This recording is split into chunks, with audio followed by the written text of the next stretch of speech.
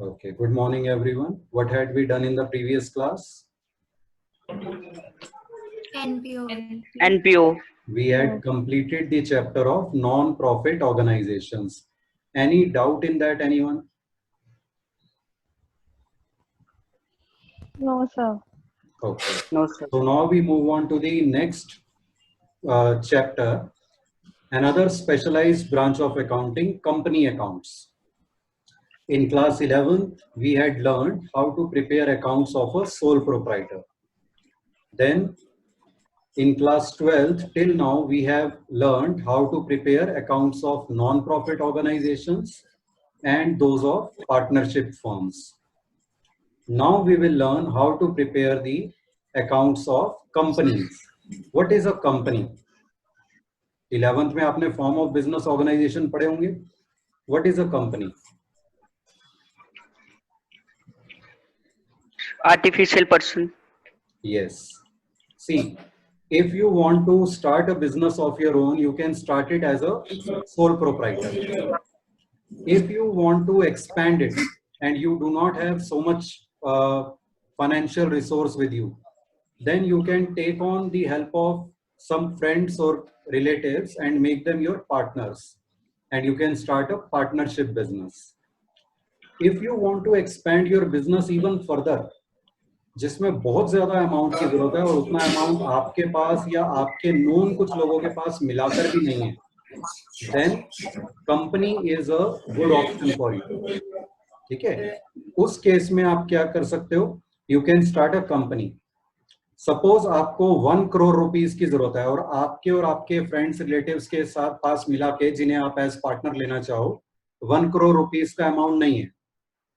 Suppose you have a total of rupees 30 lakh, you and your friends, relatives whom you can take along. ठीक है, remaining 70 lakh अब आपको और चाहिए उस बिजनेस को करने के. So you can start a company. You can convert your business into a company. उसमें क्या होगा, आप जनरल पब्लिक को इनवाइट कर सकते हो आपके पार्टनर बनने के लिए. ठीक है, उन्हें हम पार्टनर नहीं कहते कंपनी में, शेयर होल्डर कहते हैं, बट कॉन्सेप्चुअली मीनिंग वही है. They will be your partners, you all will be partners. जितने भी शेयर होल्डर होंगे वो सब कंपनी के को ओनर्स होंगे. Clear? Yes, sir. Yes, sir. तो सपोज अब आपको 70 लाख और चाहिए थे, तो 70 आपने पूरे 1 करोड़ के शेयर्स इशू कर दिए. शेयर इशू कर दिए मतलब आपने डिसाइड किया कि 1 करोड़ को हम बहुत छोटे छोटे अमाउंट्स में डिवाइड कर देते हैं ताकि जो भी जितना इन्वेस्ट करना चाहे कंपनी में वो कर सके. सपोज आपने 100 रुपीस का एक मिनिमम शेयर डिसाइड किया, तो कितने शेयर्स आप इशू करोगे 100 रुपीस के 1 करोड़ के लिए? 10 lakh. 1 लाख. 1 लाख इंटू 100, 1 करोड़ हो जाएगा. One. तो Yes. आपने Yes. एक एडवर्टीजमेंट दी, बाकी फॉर्मेलिटीज पूरी करी रजिस्ट्रेशन की कंपनी की, और एक एडवर्टीजमेंट दी, प्रोस्पेक्टस निकाला कि भाई हम ये बिजनेस करने जा रहे हैं, इसके लिए हमें 1 करोड़ रुपीस की जरूरत है total. So we are issuing 1 lakh shares of rupees 100 each. तो जो भी इंटरेस्टेड हो दे कैन इन्वेस्ट. अब 30 लाख रुपीस आपके पास अपने ही थे, तो उतने शेयर्स तो आपने खुद ही सब्सक्राइब कर लिए अपनी कंपनी के, आपने और आपके फ्रेंड्स ने, रिलेटिव्स ने. बाकी और जनरल पब्लिक भी अप्लाई करेगी शेयर्स के लिए. किसी ने 100 रुपीस इन्वेस्ट किए तो उसका एक शेयर हो गया आपकी कंपनी में. किसी ने 10,000 रुपीस इन्वेस्ट किए तो उसके कितने शेयर हो गए आपकी कंपनी में? 100 शेयर्स हो गए of 100 each, and so on.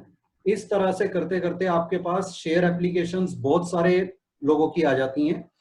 कोई कुछ अमाउंट इन्वेस्ट करना चाहता है, कोई कुछ अमाउंट इन्वेस्ट करना चाहता है. सब मिला के आपके पास 1 करोड़ रुपए या उससे ज्यादा इकट्ठे हो गए. 1 करोड़ से ज्यादा अगर हो गए तो एक्सेस वाला पैसा आप वापस कर दोगे, उनकी एप्लीकेशंस को रिजेक्ट कर दोगे.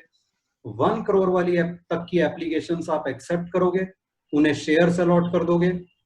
अब वो सब और आप मिलकर हो गए कंपनी के शेयर होल्डर्स, को ओनर्स, जिसे हम ये भी कह सकते हैं you all are like partners of the company. बस partner हम word इसलिए यूज नहीं करते क्योंकि ये पार्टनरशिप फॉर्म ऑफ बिजनेस नहीं है, ठीक है, उससे कई बहुत से डिफरेंसेस हैं पार्टनरशिप से. Is the concept of a company clear? Yes, sir. Yes, sir. Now let's look at this definition. A company is an artificial person. मतलब लीगली कंपनी की सेपरेट आइडेंटिटी होती है, सेपरेट लीगल आइडेंटिटी, जो sole proprietorship और partnership में नहीं होती. So company in itself is an artificial person having separate legal entity, created by law, having separate entity with a perpetual succession. Perpetual succession मतलब कि अगर कुछ शेयर होल्डर्स की डेथ भी हो जाए तो कंपनी बंद नहीं हो जाएगी उससे, उनके जो लीगल हेयर्स होंगे वो शेयर होल्डर बन जाएंगे, लेकिन कंपनी एज इट इज चलती रहेगी. सोल प्रोप्राइटरशिप में या पार्टनरशिप में इफ द ओनर और the partners die, the business comes to an end generally, but in case of company that does not happen. So perpetual succession means company keeps on going irrespective of the life and death of the shareholders. Clear? Yes, sir. Yes, sir. And a common seal. Company की जो common seal का क्या मतलब होता है? Company की एक stamp होती है. कंपनी आर्टिफिशियल पर्सन है. कंपनी ने अगर कोई एग्रीमेंट करना है किसी के साथ, तो हम जब एग्रीमेंट करते हैं तो अपने साइन कर देते हैं. अब company not being a natural person, how can a company sign?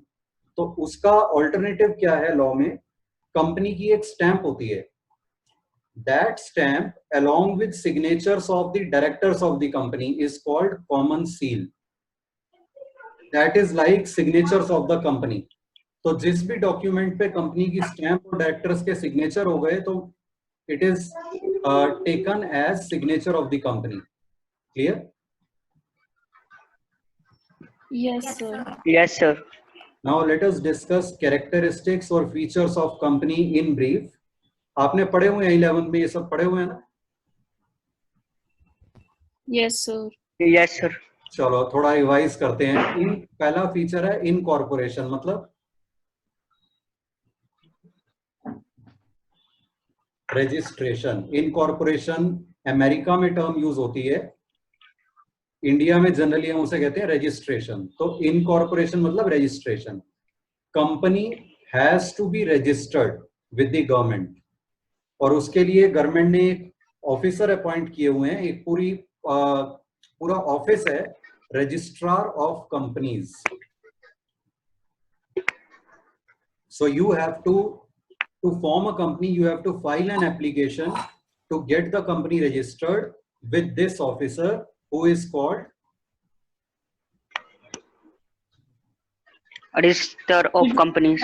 registrar of companies. ठीक है, तो पहले रजिस्टर करवानी पड़ती है. फिर separate legal entity, we already discussed. Company has a separate legal entity different from its owners. Artificial person means Not a natural human being. not a natural person but still having a separate legal entity. Perpetual existence, I just explained.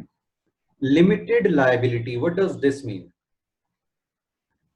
So the owners are not liable to pay off the debts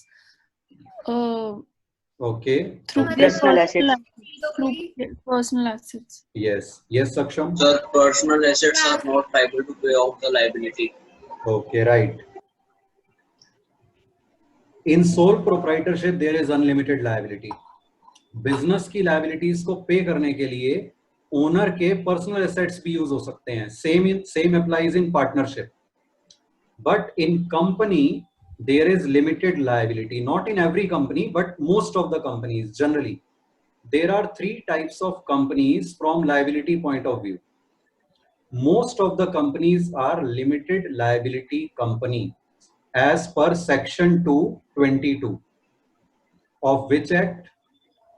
Indian Companies Act of 2013. The Companies Act 2013. ठीक है, companies act latest है 2013. तो companies से related chapters में जब भी हम कोई सेक्शन की बात करेंगे तो इसका मतलब हम किसके सेक्शन की बात कर रहे हैं? Section of the companies act 2013. Clear? Yes, sir. So, as per section 2 within brackets 22, a limited liability company is that where the liability of members is limited to the uncalled or unpaid value of shares subscribed by them. Suppose आपने एक company के 1000 shares purchase किए of 10 rupees each. ठीक है, अब इसमें से आप 5 रुपीज कंपनी को 6 रुपीज कंपनी को पे कर चुके हो 10 रुपीज में से. तो 10,000 शेयर्स पे आपने टोटल अमाउंट कितना पे करना था? 10 रुपीज करना था. 10 रुपीज का एक शेयर है, 10,000 शेयर आपने लिए हैं, तो टोटल 1 कितना? lakh. 1 लाख आपने पे करना. 1 lakh. 6 rupees per share you have paid. That means how much have you paid till now? 60,000. 60,000. That means your liability is limited to the remaining 40,000 only. ठीक है, so the liability of members is limited to the uncalled or unpaid value of shares. जो 4 रुपए आपने पे नहीं किए हैं उन शेयर्स पे अभी, उतनी liability है आपकी into 10,000, that means 40,000. इससे ज्यादा आपसे पैसे नहीं लिए जा सकते टू पे any liabilities of the company. Clear? Yes, sir. Yes, sir. Yes, sir. और अगर आप Yes, sir. पूरे 1 लाख पे कर चुके हो उन शेयर्स पे, तो फिर आपसे 1 रुपया भी और नहीं मांगा जा सकता. Clear? Yes, sir. Yes, Yes, sir. sir. Then there are another type of companies limited by guarantee. इसमें क्या होता है? मेंबर्स ने, शेयर होल्डर्स ने, कुछ शेयर होल्डर्स ने गारंटी दी होती है कि अगर कंपनी कभी बंद हो गई तो उसकी कंपनी की लायबिलिटीज पे करने के लिए we are ready to pay up to this much amount. एक अमाउंट वो गारंटी करते हैं.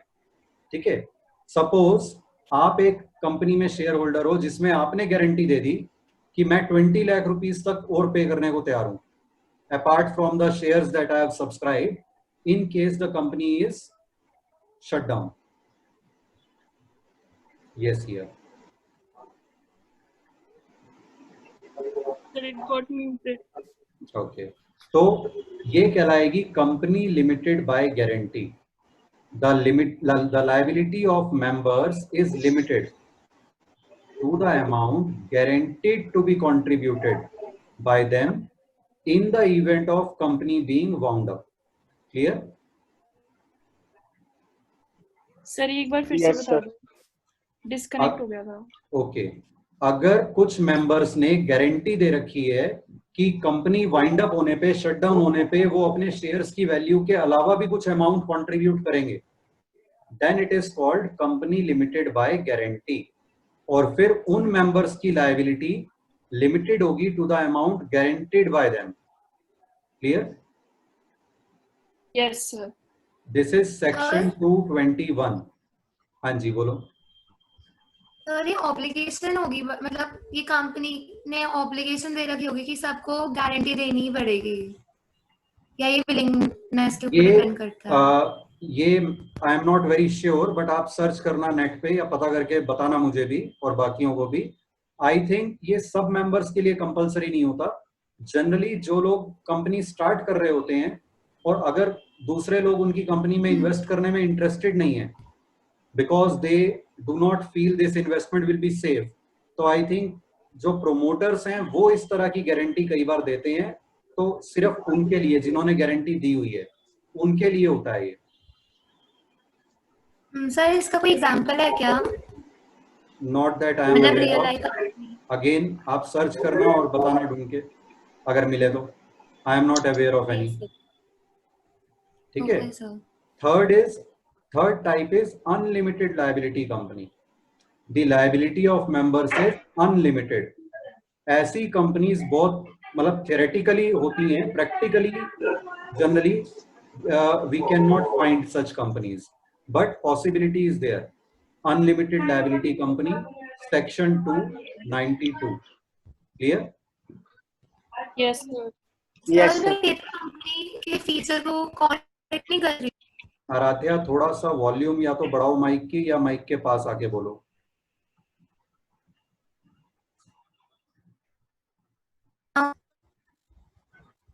नहीं आ रही आवाज तुम्हारी। Sir am I audible now? Yes yes, speak.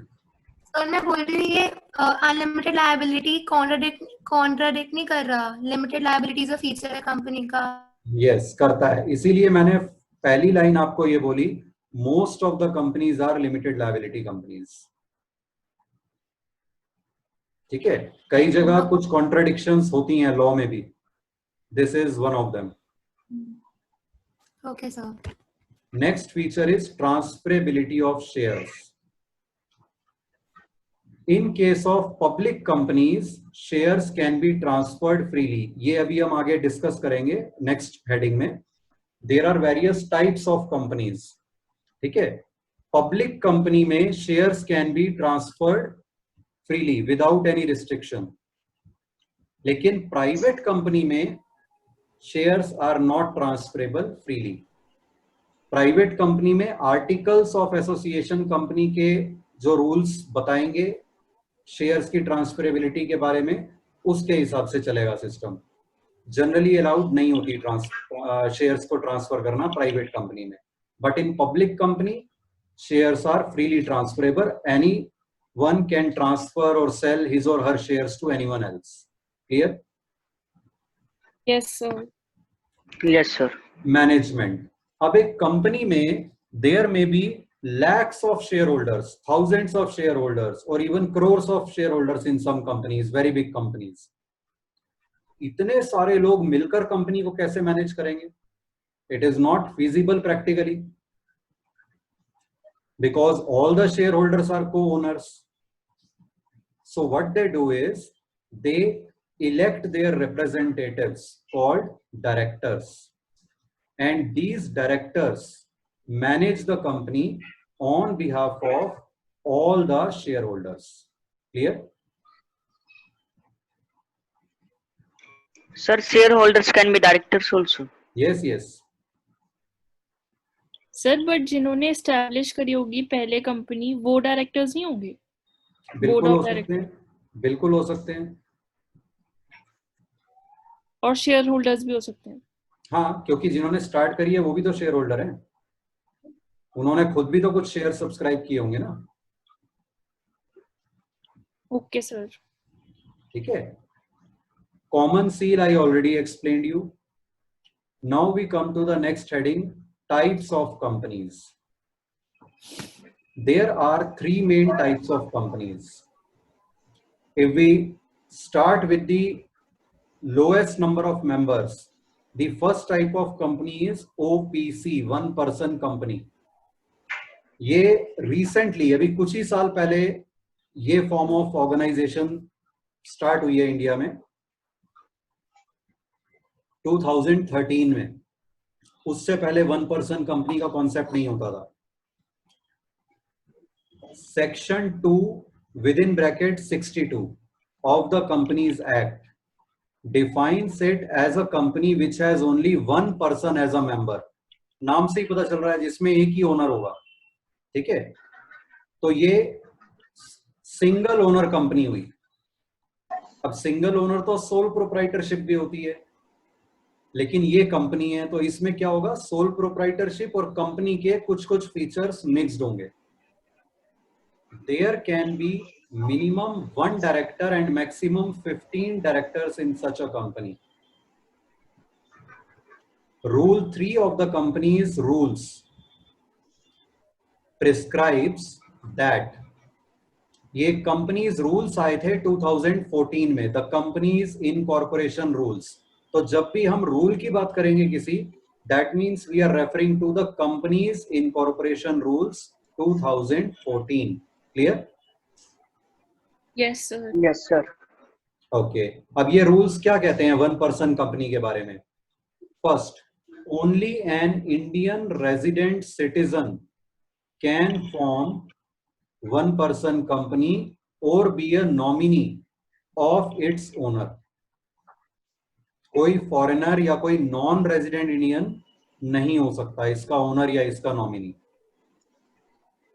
One person can form only one person company or become nominee of only one OPC. अगर आप सोचो मैं 2-3 ओपीसी खोल लेता हूं, you can not. One person can form and run only one OPC maximum. OPC cannot be formed for charitable purposes. It can be formed for commercial purposes only. OPC cannot carry non-banking financial investment activities. The paid up share capital should not be more than rupees 50 lakh. ठीक है, 50 लाख से ऊपर की share capital के लिए आप फिर 1% company नहीं बना सकते। मैक्सिमम 50 लाख तक की अगर आपकी कैपिटल है तो आप 1% कंपनी बना सकते हो। Average annual turnover of 3 years should not be more than rupees 2 crores। पिछले 3 साल की एवरेज टर्नओवर मतलब सेल्स अगर 2 crore से ऊपर हो गई तो फिर वो 1% कंपनी को इमीडिएटली प्राइवेट कंपनी में कन्वर्ट हो जाएगी वो ऑटोमेटिकली, फिर वो 1% कंपनी नहीं रह सकती। क्लियर? सर एक बार सर डी इसमें पार्ट। निखिल बोलो। सर इसमें शेयर होल्डर्स इशू हो गया। एक ही होगा।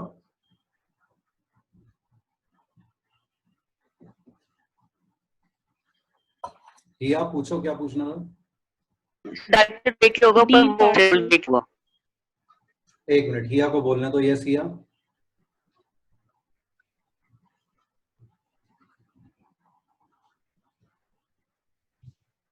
हिया, am I audible? Sir am I audible? Yes, you are. Please speak whatever you were saying. D part sir एक बार इस वाले का। OPC cannot carry non-banking financial investment activities. Financial investment activities.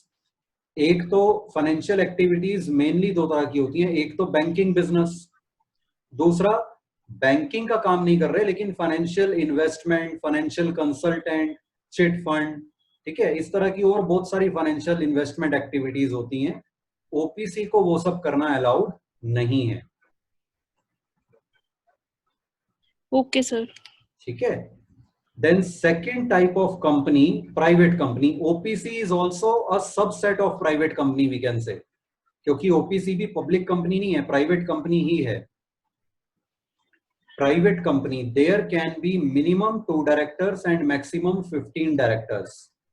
A private company which is not a 1-person company, there can be minimum 2 directors, maximum 15 directors. It has a minimum paid up capital as prescribed. Act में लिखा हुआ है as prescribed, लेकिन government ने अभी तक कुछ prescribe किया नहीं है। इसका मतलब कितनी भी हो सकती है paid up capital as of now. The name of a private company ends with private limited. Private company के नाम के एंड में ये वर्ड्स जुड़ जाते हैं, प्राइवेट लिमिटेड। ठीक है। अब प्राइवेट और पब्लिक कंपनी में मेन डिफरेंस क्या है? पब्लिक कंपनी जनरल पब्लिक को शेयर्स इशू करती है और वो ट्रांसफर भी कर सकते हैं किसी को भी। प्राइवेट कंपनी जनरल पब्लिक को शेयर्स इशू नहीं करती। The shares are allotted to selective people only. That is the main difference between a private and a public company. Clear? Yes, sir. And from this point of view, Selected even OPC is a type of private company. Yes, Hiya, what were you saying? Sir वो selected लोग कौन होते हैं, मतलब वो आप decide करोगे। Private company अगर आप बना रहे हो तो आपने किस किस को साथ में लेना है, को ओनर और या पार्टनर, तो वो आप डिसाइड करोगे। ठीक है सर। ठीक है। वो आपके फ्रेंड हो सकते हैं, आपके रिलेटिव हो सकते हैं, या कुछ बैंक्स या कुछ फाइनेंशियल इंस्टीट्यूशन हो सकते हैं। Okay sir. As per section 268, 2 with in bracket 68, ये जब विद इन ब्रैकेट लिखते हैं इसका क्या मतलब होता है? सेक्शन 2 में बहुत सारे सब सेक्शन होंगे, तो 2 विद इन ब्रैकेट 68 का मतलब होता है main section number is 2, subsection number is 68. Clear? Yes, Yes. sir. So as per section 268, 2 within bracket 68, a company which by its articles of association restricts the right to transfer its shares, कि members जो हैं shares किसी को भी freely transfer नहीं कर सकते, and accept in case of OPC limits it's number of members excluding present और पास्ट एम्प्लॉय मेंबर्स टू 200. मतलब मैक्सिमम मेंबर कितने हो सकते हैं? 200. अगर 2-3 लोगों ने ज्वाइंटली शेयर खरीदा हुआ है तो वो एक मेंबर माना जाएगा. And third point, prohibits invitation to public to subscribe to any of its securities. जो जनरल पब्लिक को अपने शेयर डिबेंचर वगैरह कुछ भी इशू नहीं कर सकती, ऐसी कंपनीज प्राइवेट कंपनीज होती हैं. Clear?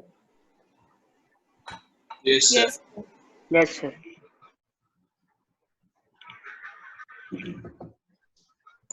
Next type of companies are public companies. There can be minimum 7 members, no limit on maximum number of members. Maximum कितने भी हो सकते हैं पब्लिक कंपनी में मेंबर्स या share holders. Directors minimum 3, maximum 15. Directors में अगर आपने नोटिस किया हो सभी में मैक्सिमम लिमिट 15 है. मिनिमम डिफरेंट है सिर्फ, ओपीसी में मिनिमम 1, प्राइवेट में मिनिमम 2 और पब्लिक कंपनी में मिनिमम 3 डायरेक्टर्स. मैक्सिमम 15 तीनों सब में, सब टाइप ऑफ कंपनीज में directors. Number of members OPC में मिनिमम भी और मैक्सिमम भी 1, प्राइवेट में मिनिमम 2, या ओपीसी को भी अगर हम इसका पार्ट लें तो हम कह देंगे मिनिमम 1, एंड मैक्सिमम अभी हमने डिस्कस किया 200. 200. पब्लिक में minimum 7, maximum no limit. Public company, the name ends with the words limited. Yes, Sanya. Sir, what is the difference between members and shareholders? No difference. Share holders को ही members कह रहे हैं यहाँ पे. Act में जहां जहां मेंबर लिखा है मतलब शेयर होल्डर. Okay, sir. ठीक है. पब्लिक लिमिटेड की कंपनी के नाम के एंड में लगता है लिमिटेड. ठीक है, जैसे MTNL महानगर टेलीफोन निगम लिमिटेड. ठीक है, तो जितनी भी पब्लिक कंपनीज होती हैं उनके नाम में वर्ड लगता है लिमिटेड. प्राइवेट कंपनीज के नाम के एंड में क्या लगता है? Private. Private limited. और पब्लिक कंपनीज के नाम के एंड में सिर्फ limited. As per section 271, public company is that which is not a private company. देखो कितने अच्छे से डिफाइन किया हुआ है एक्ट में. Public company is that which is not a private company. Private company कौन सी है वो पहले ही उन्होंने बता दिया. तो इनमें से अगर ये कंडीशन सेटिस्फाई नहीं हो रही प्राइवेट कंपनी वाली तो वो पब्लिक कंपनी है. मेन मैंने आपको बता दिया पब्लिक कंपनी कौन सी होती है, जो जनरल पब्लिक को शेयर्स इशू करती है. Second, has a minimum paid up capital as prescribed. ये एक्ट में लिखा हुआ है, लेकिन गवर्नमेंट ने अभी तक प्रिस्क्राइब कुछ नहीं किया है, तो again no such restriction is there as of now. अब ये थर्ड वाला इंटरेस्टिंग है. Is a private company, public company is a private company being subsidiary of a public company. क्या मतलब हुआ इसका? सब पब्लिक और प्राइवेट एक ही company. Suppose MTNL is a public company. ठीक है, MTNL ने एक और कंपनी अपनी सब्सिडरी स्टार्ट करी. ठीक है, लेट अस से उन्होंने यूपी में, MTNL तो सिर्फ दिल्ली और मुंबई में है ना, लेट अस से यूपी में एक और कंपनी उन्होंने टेलीफोन की स्टार्ट कर दी और उसके शेयर्स जनरल पब्लिक को इश्यू नहीं किए. ठीक है, लेट अस से उन्होंने उसका नाम दे दिया UPTL, Uttar Pradesh telephone limited.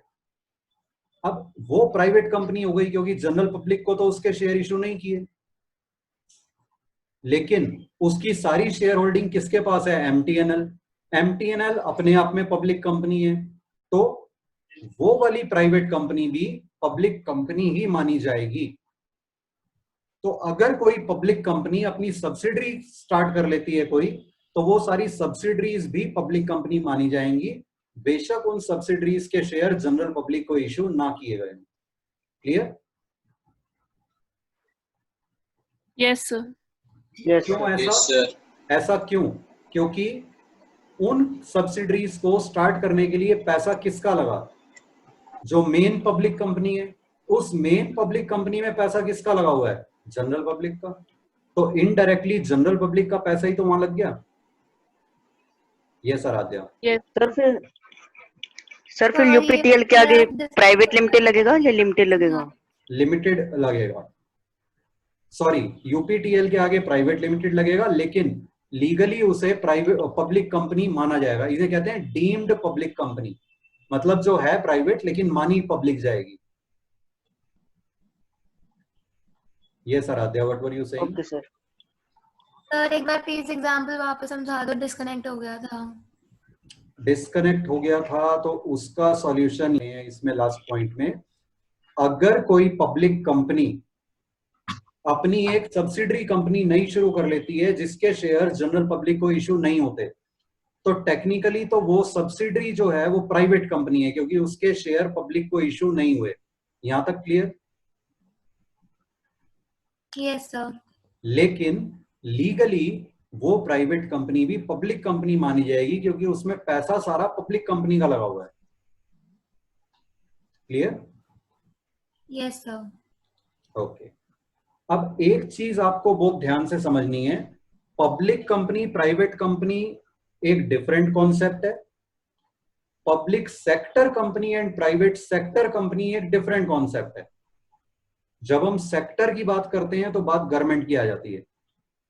अगर किसी कंपनी में मेजॉरिटी शेयर होल्डिंग गवर्नमेंट की है तो वो पब्लिक सेक्टर कंपनी है, और अगर majority share holding private hands में है, गवर्नमेंट के हाथ में नहीं है, तो वो प्राइवेट सेक्टर कंपनी है। Clear? Yes sir. Yes, sir. Yes sir. Yes, sir.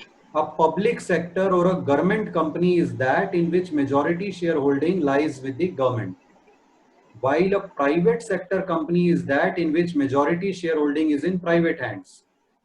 A public sector company can be a sir public government company. की A public sector company can be either public company or private company.